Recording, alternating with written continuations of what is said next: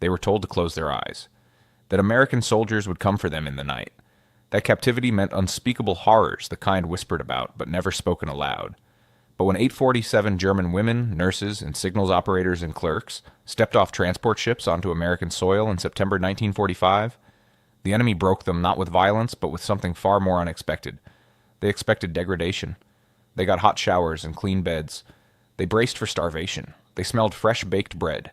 One woman, Greta Hartmann, a 23-year-old radio operator from Berlin, whispered to the girl beside her as they marched through the camp gates. Her voice shook. Her hands trembled.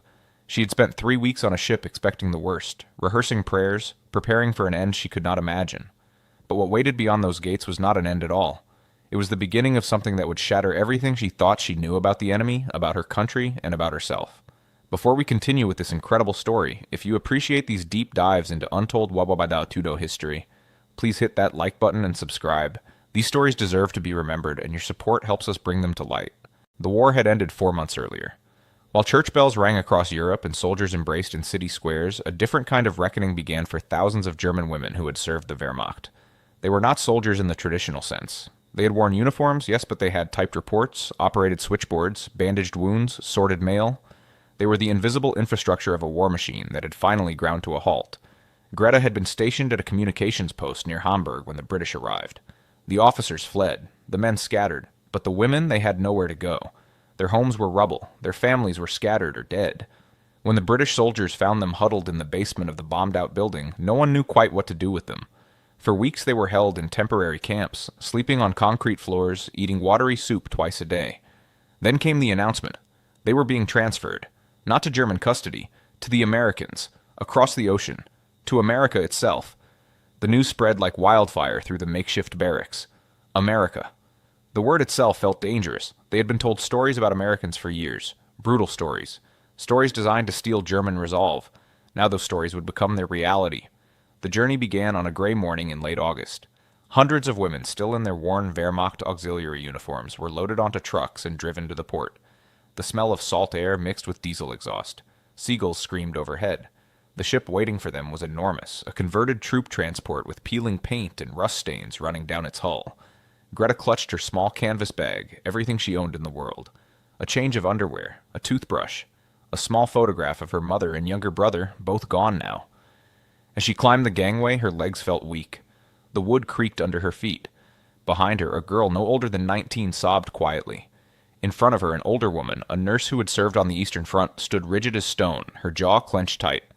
The crossing took 3 weeks. The ship rolled and pitched in the autumn Atlantic storms. Most of the women were seasick for days, barely able to keep down the thin broth they were given. They slept in hammocks stacked 3 high in the cargo hold, the air thick with the smell of sweat and vomit and fear. At night, in the darkness broken only by a few dim electric bulbs, the women talked. Some prayed, others cried. A few tried to maintain dignity, sitting upright, refusing to show weakness. Greta lay in her hammock, feeling the ship rise and fall, wondering what waited on the other side of this endless water. The American guards on the ship were not cruel. That was the first surprise. They were not warm either. They were professional, distant, doing a job. They brought food twice a day. They maintained order. But they did not taunt or threaten. This confused the women more than hostility would have. They had prepared themselves for monsters. These men seemed almost bored. One afternoon, about 10 days into the voyage, Greta stood on deck for her daily 15 minutes of fresh air. The ocean stretched in every direction, steel gray and endless. An American soldier, young, maybe 25, stood nearby smoking a cigarette. He glanced at her, then looked away. After a moment, he pulled out his pack and offered it to her. Greta stared at the cigarette. This was a trick. It had to be. But the soldier just stood there, waiting. Finally, she took one. He lit it for her with a silver lighter. They stood in silence for several minutes, smoking, looking at the ocean. He said nothing. She said nothing. When her 15 minutes were up, she went back below deck, more confused than ever. Finally, after what felt like an eternity, someone shouted that land had been sighted. The women crowded to the portholes, pressing their faces against the dirty glass. Through the morning fog, a coastline emerged. America. It looked green. Impossibly green compared to the bombed-out gray landscape they had left behind. As the ship entered New York Harbor, Greta caught sight of the Statue of Liberty rising from the water. She had seen it in propaganda films, always presented as a symbol of false freedom, of American hypocrisy. Now seeing it in person, she felt nothing. Just exhaustion and fear and a strange numbness. The ship docked, and the women were ordered to gather their belongings. They formed lines on the deck, waiting. The September sun was warm on Greta's face, warmer than she expected. She had imagined America as cold somehow, but this felt like late summer, pleasant, almost gentle. They descended the gangway in single file. American soldiers lined the pier, watching. Some of the women kept their eyes down. Others, like Greta, looked around, trying to understand this place they had arrived at. The buildings behind the port were intact, tall, clean, undamaged. Not a single bombed-out shell, not one collapsed roof. The contrast was staggering. Trucks were waiting. The women were loaded into the back, 20 or 30 to a truck, and driven through the city. Greta sat near the opening, watching through the canvas flap. The streets were full of cars. People walked on sidewalks carrying shopping bags. Shop windows displayed goods, actual goods, not empty shelves. She saw a bakery with bread stacked in the window, dozens of loaves. Just sitting there. Her stomach clenched with hunger and disbelief. The drive took several hours, leaving the city behind, heading west through countryside that seemed to stretch forever. Fields and forests, small towns with white churches, farms with red barns. Everything looked so normal, so untouched by war. Some of the women dozed, others stared in silence. The enormity of what they had left behind and where they had arrived was slowly sinking in. Finally, as the sun began to sink toward the horizon, the trucks turned onto a dirt road. In the distance, Greta could see buildings surrounded by fences. Guard towers stood at intervals. Her heart began to race. This was it. The camp. The place they would be held. The place where, she had been told, their suffering would truly begin. The trucks passed through the main gate, which stood open, and pulled to a stop in a large dirt courtyard. The women were ordered to climb down. Greta's legs were stiff from the long ride. She stood with the others, blinking in the late afternoon sun, looking around at what would be her prison. The camp was larger than she had expected. Rows of wooden barracks stretched in neat lines. The buildings looked recently painted. The paths between them were swept clean. American soldiers walked around casually, some smoking, some talking in groups. It looked almost like a military base, not a prison camp. But the fences were real, the wire was real, and they were inside it. An American officer, a woman in uniform, stepped forward and addressed them in heavily accented but understandable German. They would be processed. They would be deloused. They would be assigned quarters. The tone was matter-of-fact, neither kind nor cruel, just procedural. The women were divided into groups of 20 and led toward a long, low building. This is where it happens, Greta thought. This is where the humiliation begins. She had heard stories, terrible stories about what happened to women prisoners, stories whispered in the dark on the ship, stories that made her want to pray and vomit at the same time. The door to the building opened and steam billowed out. Inside it was warm and bright. Tiled walls reflected electric light. American women in white uniforms stood waiting. Medical staff. Greta's group was directed to stand in a line. One by one, they were called forward. A medic checked each woman briefly, looking at eyes, throat, hands. No one was rough. No one made crude comments. It was clinical, efficient, almost gentle.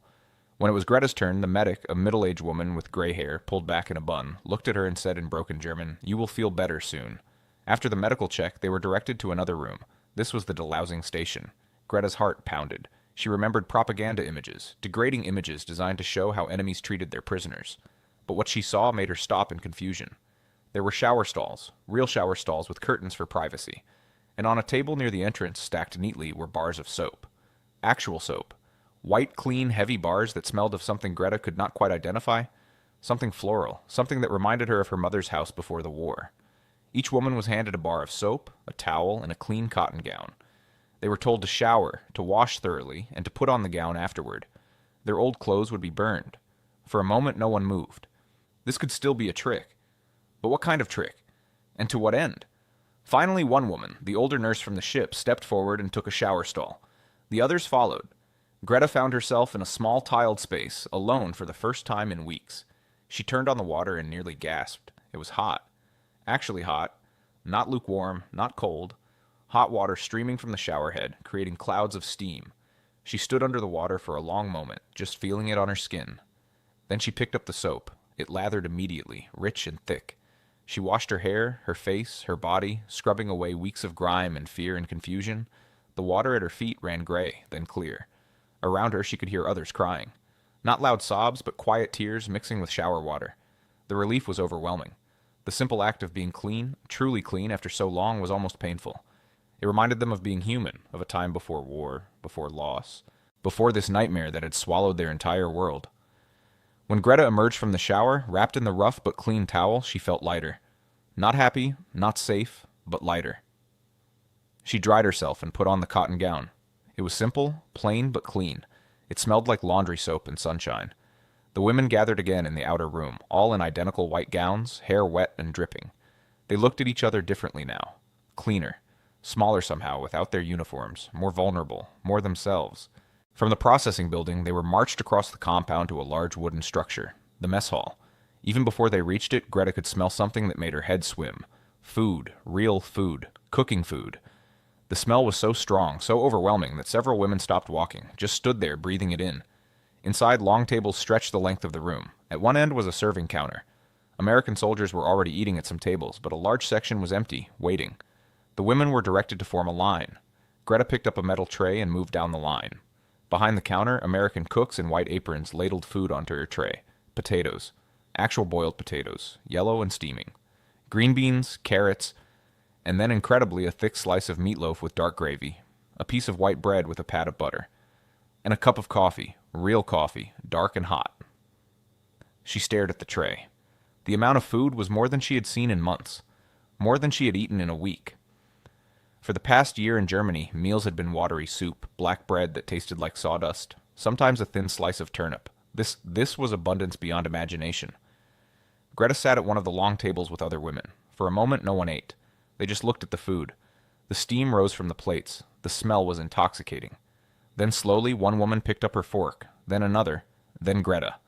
The first bite of meatloaf made her close her eyes. It was warm. It was seasoned. It tasted like food was supposed to taste.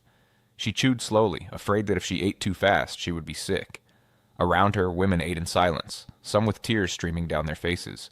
The girl who had cried on the ship sat across from Greta, fork halfway to her mouth, just staring at the food as though it might disappear. The bread was soft inside with a slight crust. The butter melted into it. Greta had not tasted butter in 2 years. She bit into the bread and had to steady herself. It was too much. Too good. Too impossible. She thought of her younger brother, Fritz, who had starved to death in the last winter of the war.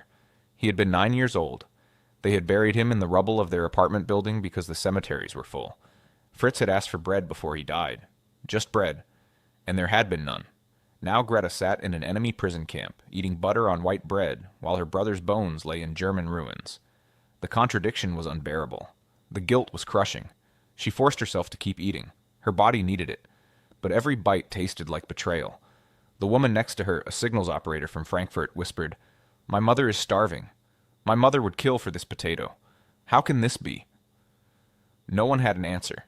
They ate in silence, mechanically, feeling the food fill their empty stomachs, feeling strength return to their bodies, feeling the terrible weight of survival when so many they loved had not survived. After the meal, they were assigned to barracks. Each building housed about 40 women in double-stacked bunks. The barracks were simple but clean. Wood floors swept smooth. Windows with actual glass, and each bunk had a mattress, not a board, a real mattress with sheets and 2 blankets. Greta was assigned to Barrack 7, bunk 23, lower. She set her small bag on the mattress and just stood there. The last time she had slept in a real bed was over a year ago. Since then it had been floors, cots, hammocks, concrete. This mattress gave slightly under her hand. The sheets were rough cotton but clean. The blankets were wool, thick and warm. The woman assigned to the bunk above her was the older nurse, Liesel, who had stood so rigid on the ship. She looked at Greta and said quietly, "I do not understand what is happening." Greta nodded. "I do not either." That night, the first night in the camp, Greta lay in her bunk, wrapped in the wool blankets. The barrack was dark except for a single light bulb at each end. Outside, she could hear American soldiers talking, their voices low and relaxed. Crickets sang in the warm September night. The air smelled of pine trees and cut grass. She closed her eyes and tried to understand. This was supposed to be hell. This was supposed to be the punishment for losing the war, for serving the enemy, for everything that had happened. But she was clean. She was fed. She was warm. She was, against all expectations, still alive. Somewhere in the darkness, a woman began to pray quietly. Others joined in, the old familiar words whispered into the night. Greta listened but did not pray. She did not know what to say. Thank you felt wrong. Please help felt meaningless. So she just lay there, feeling the mattress beneath her, the blanket over her, and wondered what tomorrow would bring. The morning bell rang at 6. Greta woke from a deep, dreamless sleep, the first real sleep she had had in months. For a moment she did not remember where she was. Then memory flooded back. America. The camp. The enemy's prison. The women rose, dressed in the simple work clothes they had been issued, blue cotton shirts and dark pants, and filed to the wash-house. There were sinks with running water. Toothbrushes had been provided. The simple normalcy of brushing her teeth, of washing her face with clean water, of combing her hair, all of it felt surreal. Breakfast was at 6:30, oatmeal with brown sugar, toast with jam, orange juice, coffee. Again, more food than Greta had seen in months. She ate slowly, trying to make sense of this abundance, trying not to think about the empty tables back home in Germany. After breakfast, work assignments were announced. The women were divided into groups. Some would work in the kitchen, some in the laundry, some would do general maintenance around the camp, others would work in the fields just outside the fence, tending vegetable gardens that fed both prisoners and guards. Greta was assigned to the laundry. She spent her days washing and pressing uniforms, sheets, towels. The work was hot and repetitive, but it was not cruel.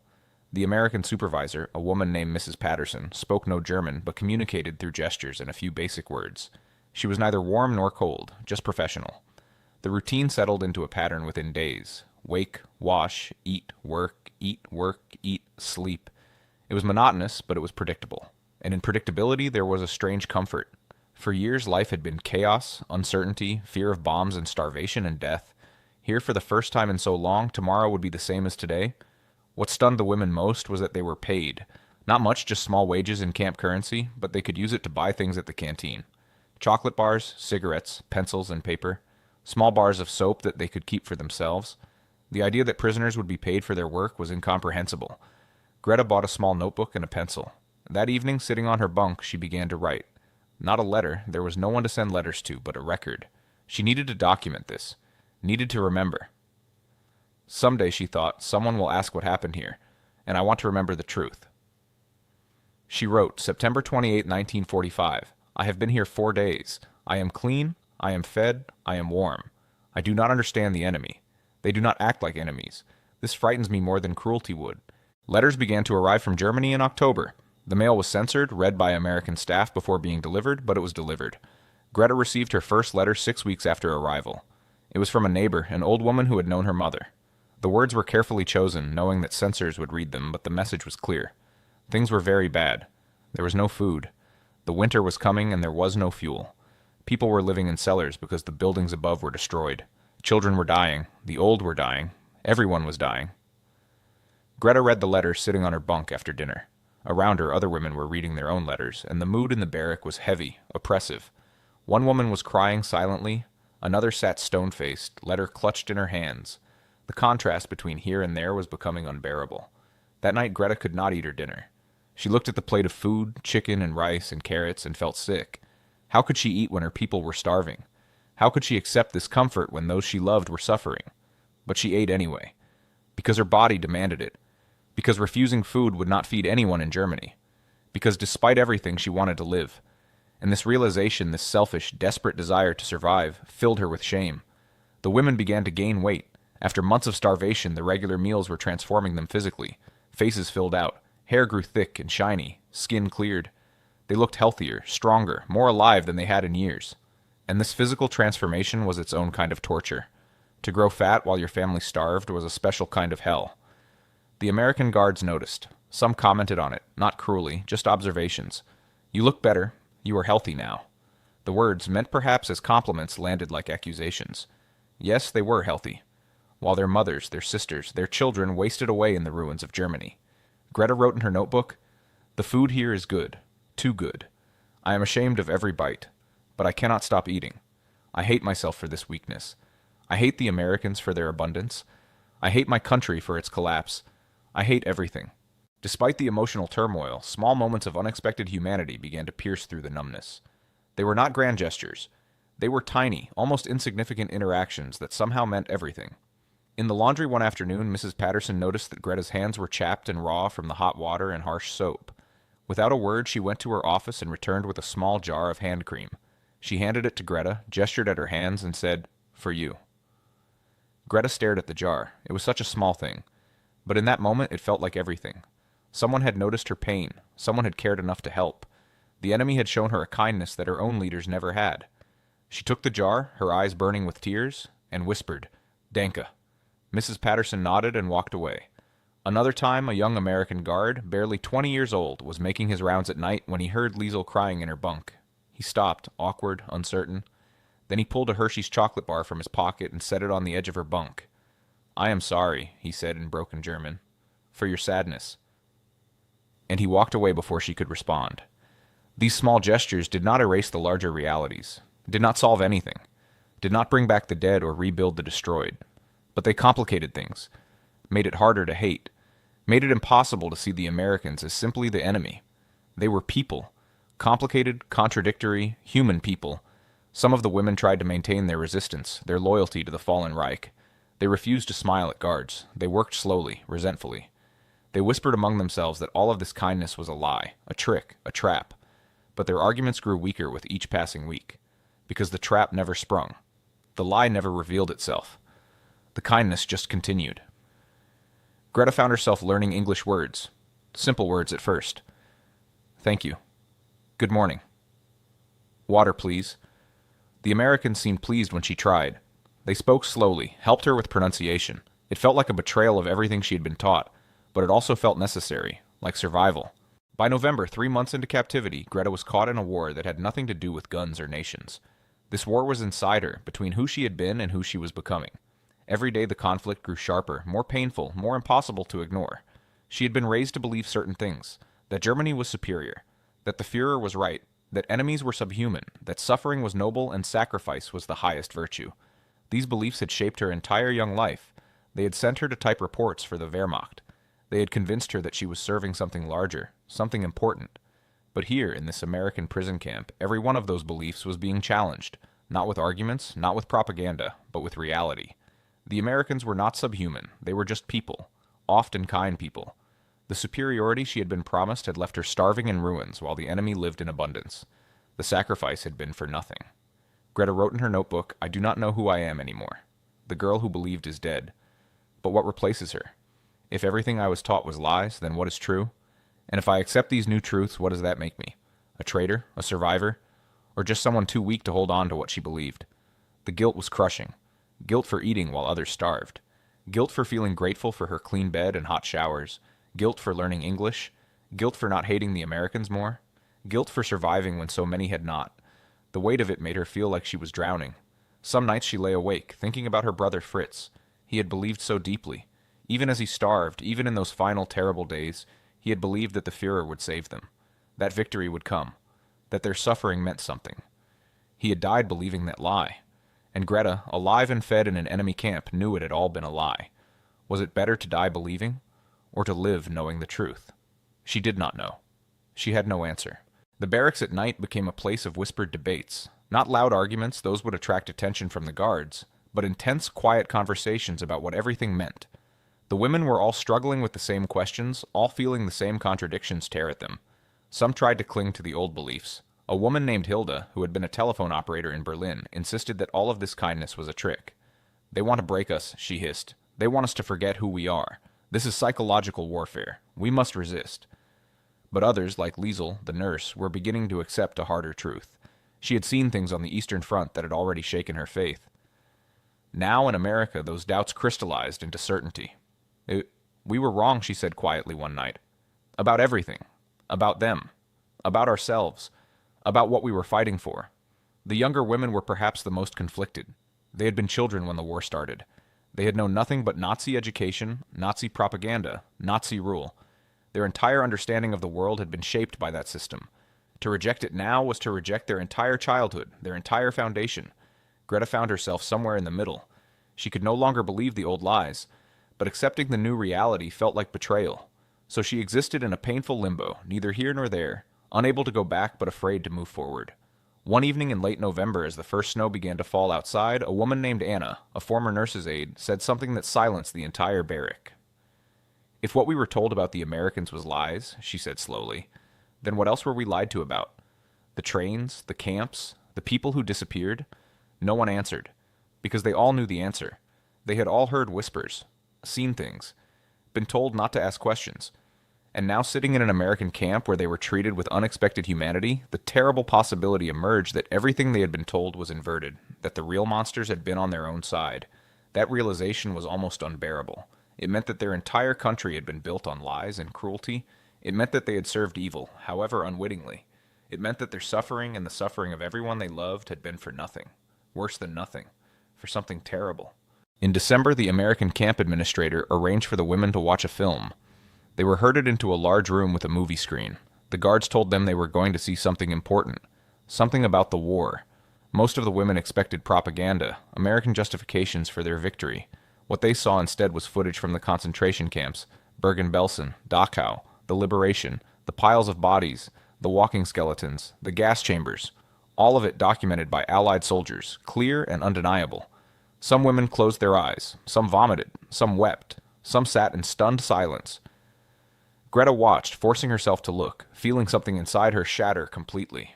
She had known on some level. Everyone had known something. But knowing and seeing were different things, and seeing made it real in a way that could never be unknown. After the film, no one spoke. They filed back to their barracks in silence. That night, the whispered conversations did not happen. There was nothing to say. The truth was too large, too terrible, too final. Greta lay in her bunk, staring at the ceiling. She thought about the soap she had been given, the hot showers, the food, the blankets.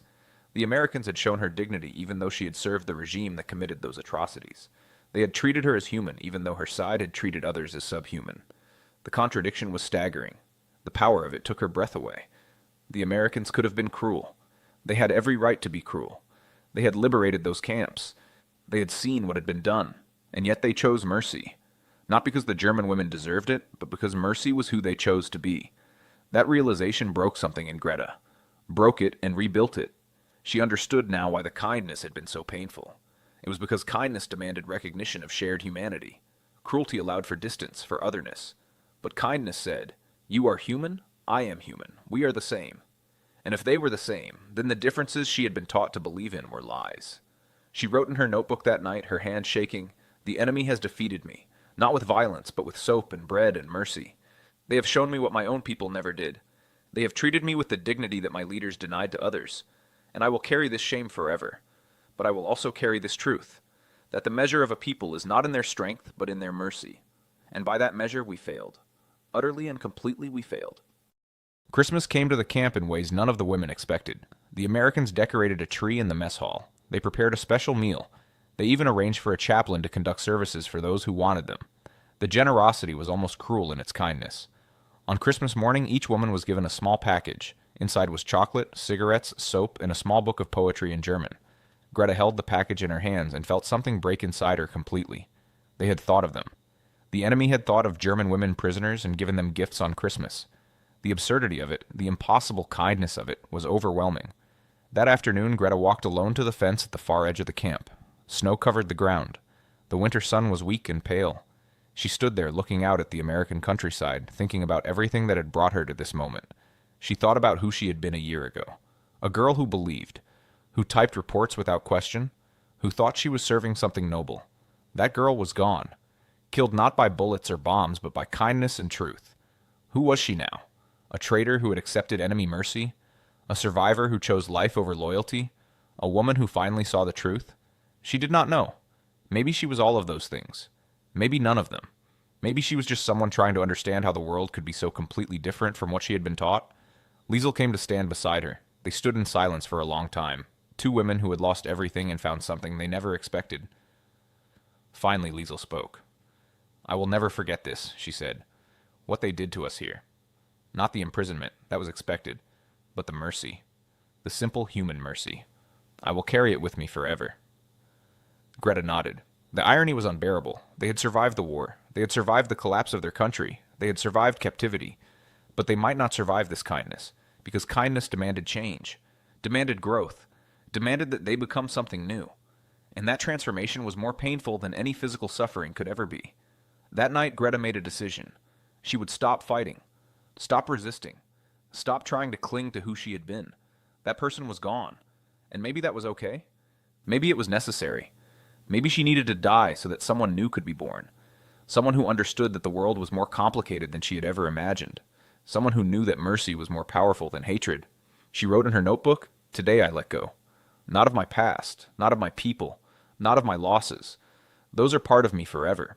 But I let go of the lies, of the hatred, of the belief that we were superior and they were less. I let go because holding on was killing me. And I choose to live, even if living means shame, even if it means acknowledging that I was wrong. I choose to live and to learn and to remember, and maybe that is enough." In February 1946, 5 months after their arrival, the announcement came. The women would be sent home, back to Germany, back to the ruins. Repatriation would begin in the spring.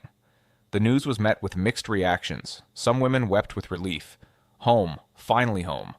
But others, like Greta, felt only dread. What home? What was waiting for them there? And how could they return, healthy and fed, to people who were starving? How could they explain what had happened to them? That the enemy had shown them more mercy than their own leaders? Greta's fear was not of the journey, it was of what came after. How do you go back to a place that no longer exists? How do you explain to people who are suffering that you survived, not just survived, but lived better as a prisoner than they did as free people? The shame of it was overwhelming. The weeks before departure were strange. The women had adapted to life in the camp. It had become familiar, safe even. The routine was comforting. The food was reliable. The guards were, if not friends, at least familiar faces. Leaving all of that to return to chaos and destruction felt terrifying. Some women, Greta noticed, had changed completely. They spoke English now. They laughed with the guards. They had let go of their old identities and embraced this new reality. Others remained bitter, angry, convinced that all of this had been a trick designed to break them. They would return to Germany and try to forget this place ever existed. Greta was somewhere in between. She had changed, yes, but she had not forgotten. Could not forget. Would not forget. This experience had shaped her in ways she was still discovering. The question was whether she could carry it home with her, or whether it would crush her under its weight. They left the camp in late April. The same trucks that had brought them now carried them away. The women, wearing new clothes provided by the Americans, carrying small bags of possessions, looked healthier than they had in years. Their faces were full. Their hair was clean and shiny. They looked like they had been cared for. Because they had been. The journey back across the Atlantic was easier than the journey there had been. Spring storms were milder, the food was still good, but there was no relief this time. Only growing dread as the ship carried them closer to a homeland that existed now only in memory. They landed in Hamburg in May 1946. The city was destroyed beyond recognition. Where buildings had stood were piles of rubble. Entire neighborhoods had been erased. People moved like ghosts through the ruins, thin and gray and broken. Greta stood on the dock, looking at what remained of her country, and felt the full weight of what she carried. She was healthy. She was alive. She had been cared for while her people had suffered. The guilt was crushing. She made her way through the city, asking after people she had known. Most were dead. Some had fled east. A few remained, barely surviving in the cellars of destroyed buildings. Finally, she found the neighbor who had written to her, the old woman who had known her mother. The woman looked at Greta, at her healthy face and clean clothes, and something flickered in her eyes. Not quite judgment, not quite resentment, but something. "You were in America?" she asked. "Yes," Greta said. "I was a prisoner." The woman nodded slowly. "You look well," she said. And Greta heard everything that was not said. "You look well while we starved. You were fed while we died." Greta had no defense, no explanation that would make sense.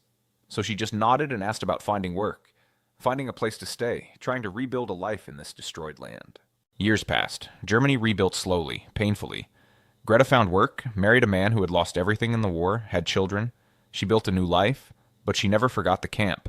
Never forgot the kindness that had broken her more completely than cruelty ever could. She kept her notebook, hidden in a drawer, and sometimes late at night she would take it out and read what she had written. The words of a young woman trying to understand an impossible situation, trying to reconcile enemy and friend, cruelty and mercy, hatred and kindness. Her children grew up in a different Germany. They learned about the war in school, learned about the atrocities, learned shame that Greta knew all too well. But they also learned about democracy, about human rights, about treating others with dignity. And Greta wondered if maybe, just maybe, some small part of that came from people like her. People who had learned the hard way that mercy was stronger than hatred. When her daughter was 16, she asked Greta about the war. What was it like? What did you do? Greta had avoided these questions for years, but looking at her daughter's face, seeing the genuine curiosity, the desire to understand, she decided it was time. They sat at the kitchen table and Greta told her. About the radio post, about the surrender, about the ship crossing the Atlantic, about the fear. And then carefully she told her about the camp, about the soap, About the hot showers, about the food, about the small kindnesses that had undone her completely. Her daughter listened in silence. When Greta finished, the girl asked, "Were they good to you because they were good people, or because they were following rules?" Greta thought about this for a long time. Then she said, "I do not know. Maybe both. Maybe it does not matter. What matters is that they could have been cruel, and they chose not to be. They had every reason to hate us. And they chose mercy instead." "Why does that matter?" her daughter asked. "Because," Greta said slowly, "it means that even in the worst circumstances, people can choose kindness. It means that mercy is not weakness, it is strength. And it means that maybe, just maybe, we can learn to be better than we were." She pulled out her notebook and showed her daughter the final entry, written in 1946, just before she left the camp. It said, "I will never forget the soap. The simple white bar that smelled of flowers. It was just soap, but it was also proof. Proof that the world is not what we were taught. Proof that enemies can be human. Proof that mercy exists even in the darkest places. And proof that sometimes the hardest thing to accept is not cruelty, but kindness. Because kindness demands that we change, and change is the most painful thing of all." And so the soap became more than hygiene. It became a symbol, a memory, a lesson that Greta carried for the rest of her life. For those 847 German women who passed through American prison camps in 1945 and 1946, the experience of unexpected mercy became a defining moment. Not because it erased what had happened, not because it made everything right, but because it showed them that the world was more complicated than propaganda had taught them. They had been told to close their eyes, to expect horrors, to prepare for the worst. What came next shocked them more deeply than cruelty ever could, because what came next was simple humanity. Hot showers, clean clothes, regular meals, small kindnesses, and these things, these simple basic human dignities, dismantled their worldview more effectively than any propaganda could have. The story of these women is not a happy story. Many never fully recovered from the guilt of being cared for while their families starved. Many struggled for years with the contradictions they had experienced, the trauma of war mixed with the trauma of unexpected mercy, creating a complicated pain that had no easy resolution. But it is also a story about the power of choosing mercy over vengeance. The Americans who ran those camps could have been cruel. They had every justification. They had seen the concentration camps. They knew what had been done. But they chose to follow the Geneva Convention. They chose to treat their prisoners as human beings. Not because those prisoners deserved it, but because that is who they chose to be. And that choice mattered. It changed lives. It changed perspectives. It planted seeds that would grow in unexpected ways in the decades to come. Some of those women became advocates for reconciliation. Some raised children who worked to build a better, more democratic Germany. Some simply carried the lesson quietly, letting it shape how they treated others. The soap that Greta was given on her first day in the camp was just soap, but it was also a message that said, "You are human and you will be treated as such. Even though you served the enemy, even though your country committed atrocities, even though we have every reason to hate you, you are still human and that matters." That message, delivered not through words but through actions, through soap and hot water and bread and blankets, changed Greta's life. It did not erase her guilt. It did not bring back her brother or her mother. It did not rebuild her destroyed country. But it gave her something to hold on to. A proof that mercy existed, that people could choose kindness even when they had every right to choose cruelty. As Greta told her daughter decades later, her voice quiet with memory. "They gave us what our own leaders never did. Not freedom, not victory, not glory, but dignity. Simple human dignity. And I learned that dignity, when you least expect it, when you perhaps do not deserve it, can break you and remake you. It can show you that the world is bigger than your small hatreds and your narrow beliefs. It can teach you that mercy is not weakness, but the greatest strength of all. That is the story worth remembering. Not just the history of what happened, but the lesson it teaches us about humanity, about mercy, about the power of simple kindness to change hearts and minds. These women expected cruelty and found compassion. They expected vengeance and found mercy. And that unexpected mercy did what violence never could. It opened their eyes. If this story moved you, if these forgotten chapters of history matter to you, please subscribe to this channel. These stories deserve to be told. These lessons deserve to be learned. And your support ensures that we can continue bringing these important, often overlooked perspectives from World War II to light. Thank you for watching and for remembering.